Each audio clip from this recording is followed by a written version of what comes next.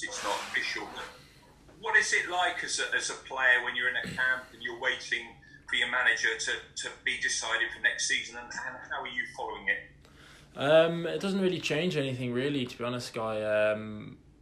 Kind of just wait and see. I'm in camp now. There's nothing I can do about it. I'm not going. It's not like I'm going back to the training ground next week, and everybody's unsure. So it's just kind of wait and see who they decide to appoint, and other than that, just get on with what I'm doing.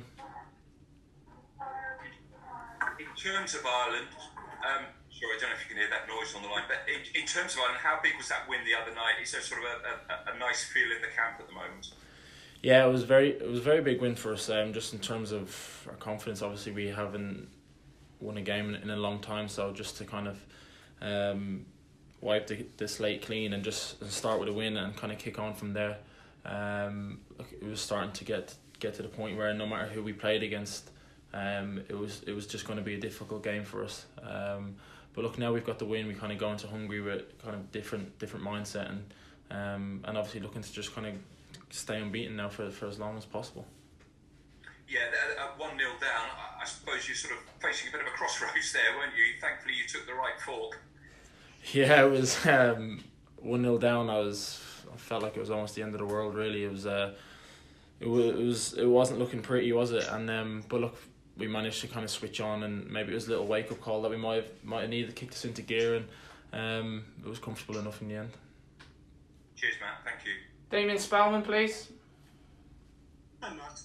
Matt, can I just take you back? It's been a really disruptive year for various reasons. You were caught up in the COVID outbreak. How was that for you as an individual and for the team as a whole? It was very disruptive. Yeah, we had a lot of COVID problems, especially with the national team and in the camps, not obviously this one, but the ones leading in. Yeah, look, it's disruptive, more for the manager, really. He's obviously picking a squad and he has to change it all the time and constantly ringing people, I guess, who weren't in the initial squads to ask them if they can come and stuff. But look, you're playing for your country, I guess, so you kind of take the call whenever it comes. For me personally, when I had it, it was really bad timing for me because I think I was playing at Tottenham when it happened, and I was obviously playing with Ireland, so I was feeling good about where my game was, and after that I kind of struggled to get back in consistently. So for me it was just really bad timing and kind of disrupted my season quite a lot. Dear me. Can I just ask, after the England game, you talked about the need not to mollycoddle the younger players, that people needed to stand up and be counted. Have you seen a growth in some of those younger players who've established themselves in the team in the months since? I think so. I think a lot of them have matured quite a bit. I think that comes down to them with their club football as well, though. If they're playing regular games, some of them have had tough seasons where they've just fought off relegation. So that can mature you a lot. I've been there before myself. So yeah, look, we have some good youngsters here for sure. There's no doubt about that. And obviously we have probably more youngsters than kind of senior players at the moment. So they need to kind of obviously we need to step up, but they need to step up as well and act like senior players at the same time, because look, we're a country that needs all 11 players on the pitch to be pulling in the same direction at once. Dave Kelly, please.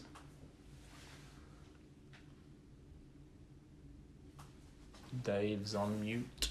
Hi, Matt. How are you? Hello. Matt, just obviously after the game on Thursday, Johnny Egan spoke about the public would probably have to be patient with this squad, this group of players. It's going to take time. Is that something that you would echo? Yeah, I think it's probably pretty obvious that would be the case. Yeah, I mean, look, the squad we have now in this camp is very young. Obviously, there was a lot of withdrawals for injury and what other reasons. I'm not sure what they were. So look, right now we have a young squad. I think when we have a fully fit squad to choose from where everybody's available, I think you still have to be patient. But I think there's more room for us to get the results quicker than we would like. So look, it depends on the squad and the injuries and stuff like that. Right now it's very young, so if the squad was to be like this going forward, then I would say yeah, there would have to be room for patience. as you say, the results haven't been what everybody was hoping for. But do you think progress has been made this season? And if so, in what regard? Look, results-wise, it doesn't look great, does it, for us? But I think performance-wise, there was definitely performances there where we feel like we should have won a few games. We feel like we could have drawn with Serbia. So I think the progression is there in terms of the style of play we're trying to play. We're not going away from how we're trying to play, just because the results haven't been great. So yeah, look, I think there's definite improvements. I think on definitely a few of the games on other days we could have won the game. So look, I'm not going to get too disheartened or too down. I know we've lost a lot of games, and that's obviously not good enough either. But I think there is some steady progress. Gary, please. Hi, Matt.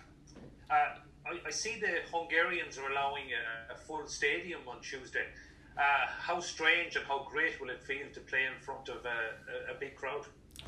Yeah, well, if that's true, then I'll be absolutely delighted, because I played the last game of the season against Leicester, and there was 10,000 maybe, whatever it was there, and you could hear the atmosphere, and it feels a lot better. I feel like when there's a crowd in, I don't know, I like to play with the fans in the stadium. For me, I think it makes a difference to my game. So yeah, if that's the case, then with it being on grass as well, then yeah, I'm even more excited than I already was. Great, thanks, Matt. Paul Rowan. Matt, it's been a difficult season, as you were saying. Do you think you got a fair crack of the whip from Jose Mourinho, and what did you make about his departure from the club? Yeah, I definitely got a fair crack at the whip. I mean, I still played 25, 26, 27 games. So that's a lot of games in the season to play. So yeah, definitely got a fair crack. And look, I had a great relationship with him. He was my neighbour for the whole year where I lived. So the relationship between me and him was fine. I thought he was a great guy. But unfortunately, just these things kind of happen in football, and that was the case. But look, he's Jose Mourinho. He's one of the best ever. So I've got nothing but praise for him.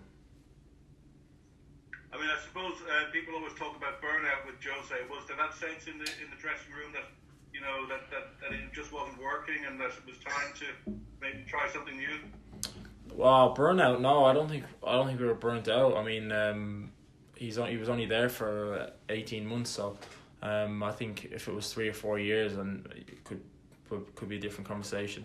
But look, we just weren't getting the results for him, and look, a manager always seems to be the one who seems to lose his job. But like as players, obviously we were the ones that were on the pitch, and we weren't able to get the results from him, which was a shame, because like I told you, he's one of the best managers ever. John Fallon, please. Thank you. Hey man, you think Troy Howard might get a better chance under a different John manager? Fallon, please. Okay, am I on? Yeah, you're on. Okay, Matt, how are you doing? How's it going? Good.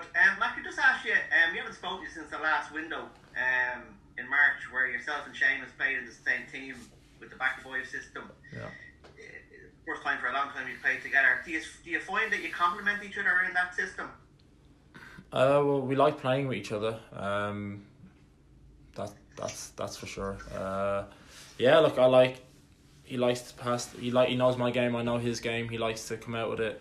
We're comfortable giving the ball to each other. We know if we give the ball to each other that we're not going to lose it. We trust each other on the ball. So yeah, for that game, I really enjoyed playing with him. And could I just ask, with the Euros obviously starting on Friday, you're probably on holiday at that stage, but what way do you... No? Maybe Saturday. Okay.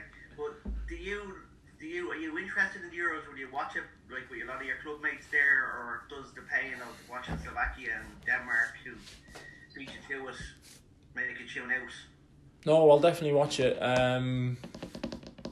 Yeah, I'll definitely watch it. I've got a lot of friends that will be playing for all these different countries and teammates and that. So yeah, it's not like just because we're not there, I'm not gonna watch it. I'll probably watch.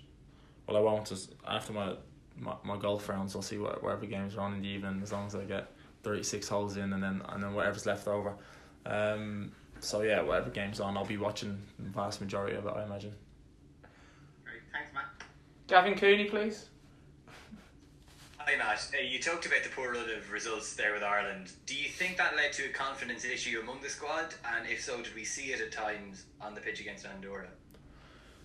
I think it's like anything. If you have a run of games where you don't win and losses like that, yeah. Look, obviously you start to doubt yourself. Your confidence takes a hit. Look, if we were confident, we wouldn't have lost that many games.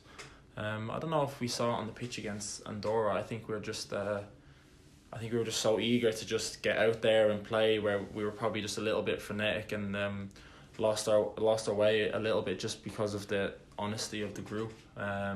Just wanting to do well and wanting to win a game for Ireland. I think we might have just lost our way a little bit in the first half and being in the second half. Like I said, we got the wake up call that maybe we needed, and then we kind of settled in after that. So yeah, look, the confidence obviously is not at its highest point, but how could it be after that amount of losses? And but look, like I said, we've won the first one now, so it's time to, like I said, see if we can go to Hungary and beat Hungary and just get as many wins and draws or stay unbeaten as long as possible.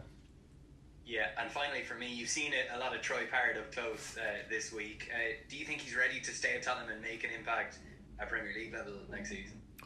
Yeah, I guess we'll have to wait and see. He'll have to come in pre-season, like kind of all of us. We're back on trial again, aren't we?